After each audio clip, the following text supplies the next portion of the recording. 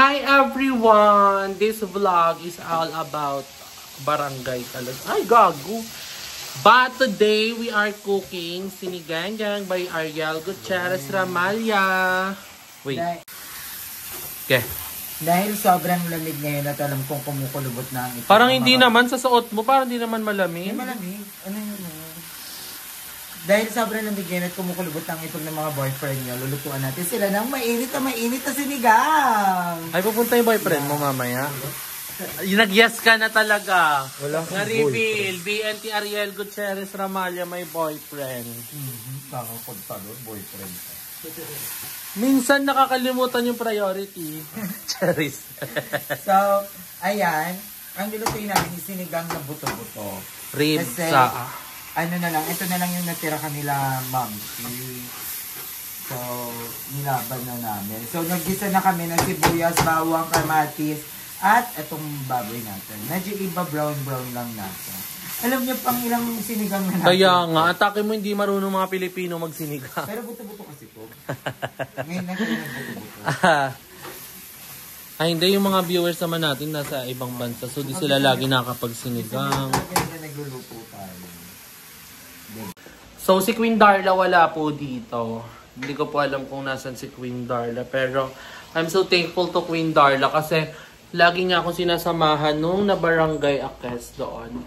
Like, mga 4 times kami nakabalik doon or 3 times. Si Queen Darla active siya lahat kasi ano, siya yung laging free that time. And siya lang lagi yung one call away. Tsaka palaban kasi si Darla. Though hindi naman siya nakausap dun sa barangay. Pero, ayun, I have clips nung na barangay kami. So, abangan nyo lang yan sa dulo. Isasama ko din yung sigawan. Ano? Ano? Isama na natin yun kasi nagbati naman na kayo nung ano. Pwede diba? ba yun guys? Oo, parang clips. Ano lang yun. Parang hindi makita yung mukha din nung actually. Kung paano kami nawala doon. Kasi so, parang mag-backstory na tayo. Before magsigawan at that, ikwento mo natin yung paano umabot sa ganyang point. So, sa vlog ko kasi na pangalawang balik or una, kompleto kami si Madam Ivan ako, Darla, and si Ayet. And we have ganap noon, alam ko. And ang schedule namin noon is 3 PM but yung owner is nag-request to 4 PM. And then nagantay kami till 4 PM. 4 PM na pumayag yung barangay na okay, alis na kami. Pero nung mag-401 na, sabi nung barangay, nag-request sa amin kung pwede ba daw na mag-extend kahit ilang minutes. So basically, hindi nakadating yung nagreklamo sa amin ng 4 PM kahit nag-wait na kami. Pero yun nga, dahil may alis din kami, so we need na umalis din nun at that time. Kaso, dumating yung lalaki ng 4:20 and naabutan nila kaming kumakain sa may Parisan. So basically, nakakahiya dahil yung mga barangay pumunta doon kung saan kami kumakain. And yung barangay... Parang hinahanap po natin yung barangay. Si Aye kasi unang nakaganyan si Aye, tapos tinuro siya. Nakapamemong ako doon sa... Kumaway pa siya doon. Nakapamemong ako sa highway. Sinanap kami ng barangay, nakita kami ng barangay. Tapos kumaway ako, nagbabay ako. Tapos nakita kami huminto sa mesaya. Sumakay na kayo, bumalik doon. So basically, yung ano pa doon, kinakainan namin Parisan is Fanny. Fanny yung may-ari. So nakakahiya talaga. So basically, doon kaming nagkaabutan doon sa Parisan. So basically, kaya nagsigawan tong part na to dahil ako, sinigawan talaga ako nung may-ari. Kasi mataas talaga ang boses niya. Tapos sabi ko, ba't po kayo sumisigaw? So si Darla as a mother, doon na siya nakisabat na bakit nga mataas yung boses hanggang sa nagasagutan na sila. That nga, magpapablatter din si Darla kasi actually, tinakot siya na parang, hindi mo kaya yung kamag-anak ng pinsan ko, ganyan. So, ayun, nagkasigawan. So yun yung mga clips na mapapanood nyo mamaya. So para maintindihan nyo lang yung backstory kung bakit umabot sa ganun. Pero sa ngayon naman is masasabi ko is okay naman na na-resolve naman na. So ayun, abangan nyo na lang sa dulo. Welcome to my channel. For today's video, this is the update sa ating barangay series. Series ba yun? Yung iba kasi may mga nagtatanong paano daw nangyari. So actually, first time namin makapag-usap last week ba? Or last week? Basta before, nung That anniversary ni Kuya nung September 4. That was the first time na nakapag-usap kami sa barangay, and it turns out na hindi kami hindi pa din kami nagkasundo sa gusto mangyari niya and sa gusto ding mangyari ko. Kasi basta yun, nag-usap kami doon, and then ayun nga, hindi nagkasundo, and this is our third pag-uusap, and then fourth na? Third pa lang daw, sabi. Pag hindi pa din daw nagkasundo ngayon, ang next step is yung captain yung kakausap sa amin. Then pag hindi pa din ng sa captain, aabot sa City Hall. Tapos ayun. So, the thing is here, kinuha ko yung license ko nung first usap namin. Ayaw niya ibigay. So, let's see later. Wait, may isang bola sa kanya yung lisensya mo? Oo. Meron na, no? So, let's see later. I will try to get to him yung aking lisensya. And then, mag-uusap kami ngayon. If, syempre, magkasundo mas maganda para tapos na dito. Pero, let us see. Like, kasi mainit ulo niya. Tapos, nakakatawa yung barangay dito, guys. Yung, hindi siya, kagawad ata siya daw dito. Tapos, medyo, siya, mother siya. Tinis pelasma? Tapos, sumilip siya sa may pinto. Sabi niya. Sabi niya, mukhang pera. Ganun siya. So, tawa ko ng tawa pagpasok niya. Pero, Oo nga. So, ayun. Ngayon, kakagising ko lang literal, biglang umakyat si mama dito. May barangay daw sa baba na para ba, akala mo may krimen akong ginawa. So, yun lang yung hindi ko gusto pala sa the way pag mag-uusap. Kasi, i-inform lang nila ako 30 minutes before the time of the schedule. Katulad nga, kagising ko lang. Paano kung may ganap ako ngayon? Magmumukhang ayaw kong makapag-usap sa kanila. Paano kung may importante gawin? Tapos tumanggi ako kasi may gagawin ako. Magmumukha kung ako yung papilit. Ganun yung pinopoint nila sa akin. Kasi laging ganun, hindi nila ko ina-inform the night, 2 days, or a week, ganyan. So, kaya ito, wala akong choice ngayon. Buti lang din wala akong ganap. Kaya makaka-attend tayo ngayon sa schedule ng barangay ngayon. Kaya samahan niyo ako. And so, ayun na guys, nasa loob na si Emma. Kausap niya na yung asawa naman ng nung may-ari din ng sasakyan ng narentahan namin. So, vlog takeover muna tayo. So, ayun, nag-uusap-usap nga sila. And then, dinanong din ako kaya nung isang lupon regarding ba't hindi pa daw nasisettle. Sabi ko, no, willing naman na parang maano yung sa damage. Ako ni Emma, but still, hindi lang yun yung gusto nilang bayaran ngayon. Kaya nakakaloka. So, sobrang laki na ng inabot nung computation nila. So, unreasonable na yung computation na hindi na sa pinipresent ng asawa the last time na pumunta kami dito. At same thing, sigaw-sigaw pa din, nakakalong. But now, mahinaw naman yung usapan nila sa loob, kalmado, wala akong naririnig na kahit anong iyon sa labas. I think they're having a good conversation inside naman na. So, abangan niyo yung mga kaganapan na to sa barangayan serye ni Emma, nakakaloka. So, ayun, inausap na din ako kanina, sabi na, tapusin na yan. O bakit naman ganun kalaki yung hinihingi ng channeling? Oo nga po, mas malaki pa po yung hinihingi nila na keme kaysa po dun sa damage na sinasabi nila. Na hindi rin naman kami aware bakit may ganun yun. But still, okay naman na ako ilan ni Emma yun. Para nga matapos na lahat, para wala nang problema, wala nang kailangan atin-atin ng barangay. So, ayan, abangan nyo guys. Ba't niyo sumisilip ako? Nakikichismis ako. Sa loob kasi sila, bawal ako pumasok dapat sa Emma lang. Ayan, nakauwi na tayo from our barangay. At kakaligo ko lang dahil hindi ako naligo nung punta sa barangay. And nakapag-usap na kami. But this time, ang nakausap ko is yung kanyang asawa, yung girl. So, ang last time kasi na nakausap ko talaga from the very start is yung asawa, is yung lalaki. So, ngayon, di ko alam, for some reason, yung babae yung pumunta, and which is good din naman kasi sobrang bait nung asawa na nakausap ko ngayon. Kaya nakapag-settlement na kami.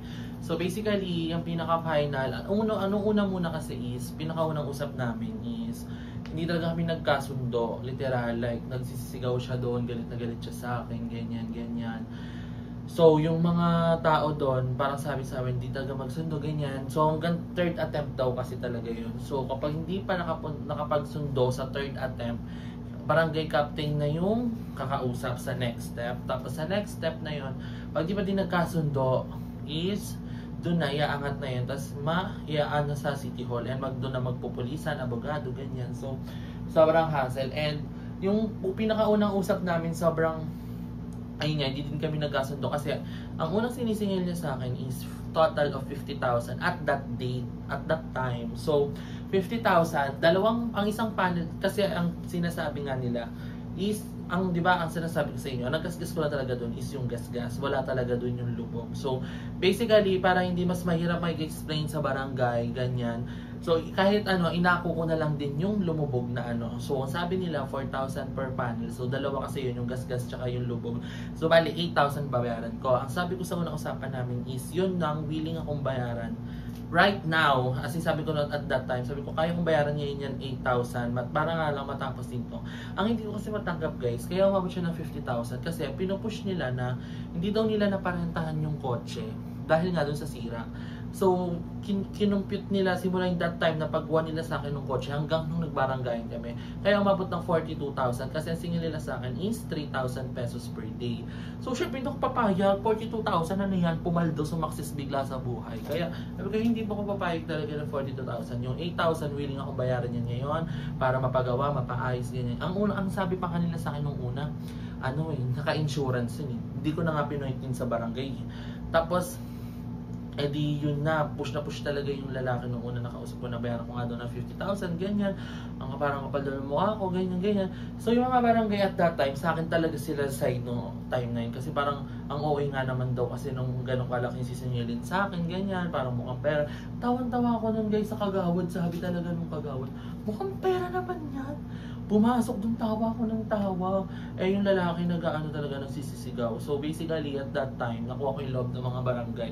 Kasi ako kalmado lang talaga ako nung yung lalaki nagsisisigaw doon. So sabi niya, intindihin niya ako kasi kaya ka nagsisigaw, intindihin niyo ako, saan ako nanggaling, ganyan. Hanggang sa after 1 week din siguro uli or 2 weeks, pinatawag ako kanina. So ayun, nung pinatawag ko kanina, sobrang bigla na, walang schedule. Yun lang hindi ko gusto dito sa lugar namin. Like, walang scheduling ng before, or walang ahead of time na mag-chat sa'yo. Paano kung may ganap ako nun, ganyan. Pero, anyway, sumipot naman ako kasi wala naman akong ganap nun. So, ayun, ang pumunta nga kanina is yung asawa. And pagpunta ng asawa, sobrang bilis ng asawa namin. Actually, hindi kami nag-usap. Ang sabi na lang ng babae dun is, okay na, babayaran ko yung panel na 8,000 and then, sisingilin na lang daw nila ako ng for 3 days doon sa parang, na lang din siguro, inconvenience fee, cherries. Parang ganon. So, sa talyer daw kasi 1 week yun. So, sisingilin nila ako ng 3 days lang. So, basically, 9,000 yun. Kasi 3K per day ang singil nila sa akin. So, basically, ang babayaran ko sa kanila is 17K. Pumayag na lang din ako kasi kaya compare naman doon sa 50,000. And at the same time, mas yun, mas reasonable naman yun kumpara doon sa and sinabi ko din sa barangay, sabi ko hindi ko na nga po din yun sila nireklamo kasi ayaw nilang ibigay yung lisensya ko, ganyan. Tsaka yung susi na bayan namin sa kanila. Actually, nasa kanila naman yung susi ng duplicate nila, pero yung lisensya ko ayaw kasi nilang ibigay. And yun talaga pinakabawal din sa lahat. And for sure, alam niyo ng iba sa inyo. So basically, nagkasundo kami. So, 17K, babayaran ko. Ang kunin yun. Charis, hindi ko alam. Pero, naghulog muna ako ng 4K. Tapos kailangan ko siyang mabayaran sa this 23. So, muna ako, mamamalimos po muna ako sa daan, Charis. Pero ayun, at least, I'm so happy na settle naman na siya. Pero yun nga lang, kung ganun pa lang kasi nung una pa lang, feeling ko napagod na lang din kasi sila pabalik-balik nga lang daw sa barangay, ganyan. Ako kasi willing naman akong bumalik. As long as alam kong wala naman kasi akong ginagawang masama, mali, ganyan. So, willing akong magbalik-balik din sa barangay na yun. Sila man napapagod kasi may trabaho sila. So, pero actually mabait kahapon yung babae. Kasi parang sabi nila, kaibigan din daw naman nila si mama, ganyan. So, hindi ko lang talaga mag-gets yung lalaki kung saan nanggagaling. Bakit gano'n siya kagalit sa akin? Akala niya, i-scam ko. So, tagal-tagal ko na naglaran sa kanila guys, last year pa. So, ayun. Naghulog ako sa kanila nung 4K nung nasa barangay kami. And then, makakuha ko yung list, kukunin ko yung lisensya ko sa kanila sa 23 pa. So, ayun lang naman yung update. So, sinamantala ni Naich Darla din. Sa lahat ng barangay natin, active lahat si Naich Darla. So, thank you so much. Yung kay Naich Darla, kung subscribe na kayo sa kanya, my very supportive mom. So, thank you so much. Ayan, siya ang aking doon, support system. Chinichika-chika na din yung mga barangay doon sa mga nangyayari, ganyan. And so, thank you din sa barangay namin dito sa Panungyanan. Super nice din nila yung mga lupon doon. So, ayan, thank you so much po. So, I hope wala akong nakalimutan sa kwento. And nalista naman na siya doon sa may... Minigyan ako ng copy ng kasunduan kineme. So ayun, basically, kailangan lang namin mag-communicate din nung once na magbabayad ako ng balance ko na 13K pa. Aray ko pa!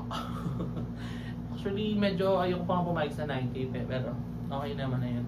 Matapos lang din to talaga. So, na-vlog din naman natin siya kahit papano. Pero, ayun, this is my biggest lesson learned din. Yun nga lang, di na ako mag-rent sa kanila kasi syempre, dahil nga din sa history, ganyan, sayang lang din kasi sobrang accessible talaga guys. Kasi literal na sa phase 2 lang sila, tapos phase 3 kami. So, door to door talaga nahatid yung kotse. Pero, ganun talaga, that's life. At least may natutunan akong lesson today. And hopefully, hindi na siya maulit. And sana, ako basically as a driver, kailangan ko din mag-ingat talaga. Pero hindi man maiiwasan yung mga ganong disgrasya, kaya mag-ingat din talaga. At the same time, syempre nag-rent ka lang din ako. So, ayun. Thank you so much guys sa panonood ng ating barangay vlog.